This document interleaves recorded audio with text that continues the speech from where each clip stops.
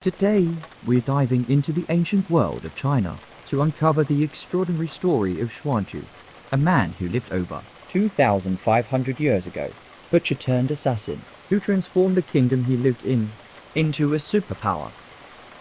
It is 500 BC Tianjin, modern-day Nanjing, China, while Greece was experiencing its classical age, with city-states such as Athens and Sparta emerging and flourishing.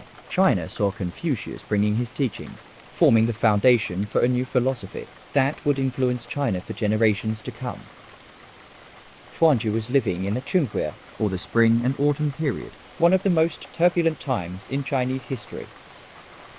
There were 10 bigger feudal states and many other smaller ones, fighting continuously for over 300 years, but only around 180 years later, the famous Qin Shi Ring would unite China for the first time, forming the Qin dynasty. The non-stop wars amongst the feudal states caused chaos and extreme poverty to the people. Zhuanzhu lived in a Wu feudal state as a pig's butcher. He had his business in one of the main streets of the town. One day, a customer complained about the high prices of his product. Zhuanzhu, who thought that he had honest business, started a discussion with the customer, which quickly escalated into a body fight. This scene called Wu Zix's attention, who just arrived in Wu state from the Chu state. A nobleman's son, Wu Zixu fled Chu state, where his father was unjustly executed by Chu's king. Wu Zixu was seeking revenge for his father, and chose Wu state as his destination. His encounter with Zhuanzhu would change both their lives forever. Wu Zixu was very impressed by Zhuanzhu's tall muscular build and imposing presence. While Zhuanzhu was engaged in the body fight, his wife came and criticized his childish behavior. Zhuanzhu immediately stopped fighting and followed his wife back home. Wu Zixu, seeing this, said jokingly that Zhuanzhu looked like someone who feared his wife. Zhuanzhu answered solemnly in return, "To yield to a woman's hand is to extend oneself above 10,000 men." True love right then and there, over 2,500 years ago. Legend has it, Zhuanzhu's story gave origin to the Chinese equivalent of the expression "under the wife's thumb." Wu Zixu was so fascinated by this man that he introduced himself right away, and the two became friends. Wu Zixu then introduced Zhuanzhu to Prince Guan of Wu state. Wu Zixu hoped to borrow the prince's network and influence to avenge his father's unfair death. So who is Prince Guan? The person who caused Zhuanzhu's tragic fate, but at the same time gave his family great fortune. He was the son of the Wu state's late king. The king had 3 younger brothers, and had considered his youngest brother, Prince Guan's youngest uncle, as someone brilliant, able to lead the feudal state to new heights. Therefore, the king changed the succession line by passing the throne to his first brother, instead of his own son, Prince Guan, and commanded that the throne be passed then to the second, and finally, the youngest brother, thus sacrificing his son's throne to a brighter future for his feudal state.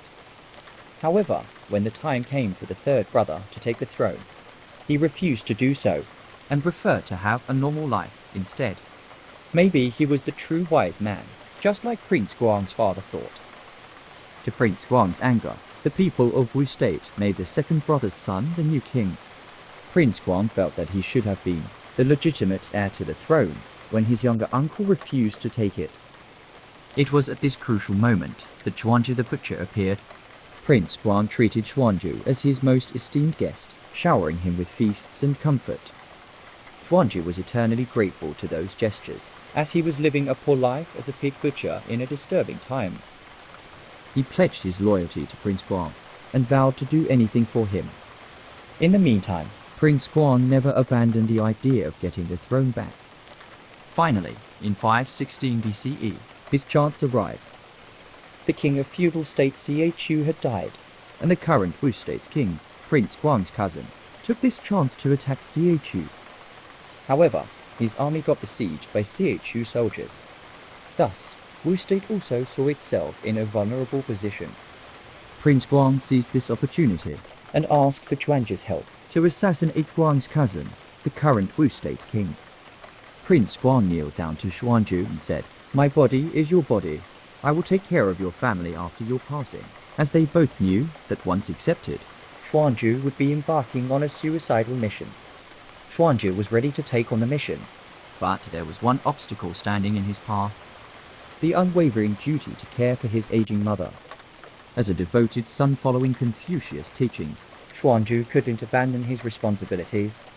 He made a heartfelt request to Prince Guang, vowing to carry out the mission once his mother passed away.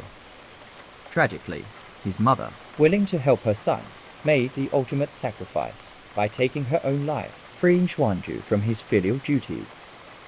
Prince Guang, deeply moved by this act of devotion, respected and admired Zhuanzhu even more. Now without worries, Zhuanzhu eagerly accepted the duty of killing Wu State's king, Prince Guang's cousin.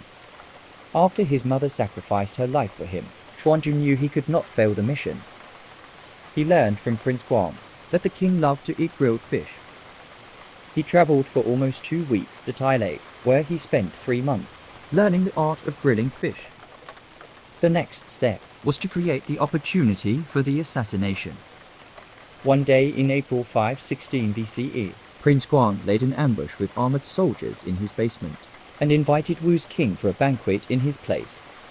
The king was also fully prepared for the party, as he had soldiers holding long spears, lining up on both sides of the streets, from his palace all the way to Prince Guang's residence. Prince Guang waited until the guests were half drunk and allowed their suspicion to use a painful foot as an excuse to leave the room. He then went to the basement and ordered Zhuanzhu to hide a sharp dagger in the belly of the grilled fish before serving it to the king. Zhuanzhu walked with determination and ease towards the king. When he reached the king's table, he opened the fish to review the dagger and swiftly penetrated the king's heart with one fierce blow. The dagger was so sharp that it easily pierced through the king's several layers of heavy armor. However, at this moment, several soldiers of the king came to Zhuanzhu's direction and almost instantaneously perforated his body with their spears. Zhuanzhu finally completed his mission, demonstrating courage and loyalty to Prince Guang's cause till his death. Prince Guang's army came and killed all king's soldiers. Prince Guang emerged victorious, reclaiming the throne of Wu State. Zhuanzhu's contributions were immense, as Prince Guang proved to be a competent ruler, setting the foundation for the next generations to become a military superpower and ultimately capturing Wu State's capital city, becoming one of the 3 biggest feudal states towards the end of the spring and autumn period. He also honored his words by catering to Zhuanzhu's wish to be buried next to King Taibo's tomb, the first king of Chu state. Zhuanzhu's son Zhuani was appointed prime minister. Because Zhuanzhu studied the art of grilling fish in Tai Lake, he was deemed the ancestor of all chefs by later generations. Zhuanzhu is considered one of the foremost famous assassins of spring and autumn period. His story was chronicled in Assassins, one of the books from the series Shiji, or Historical Records. Shiji was written in the Western Han period by Saimarkian, who started writing the book in 104 BCE and took 13 years to complete it. It is the book that took the longest time to be written of its kind in China,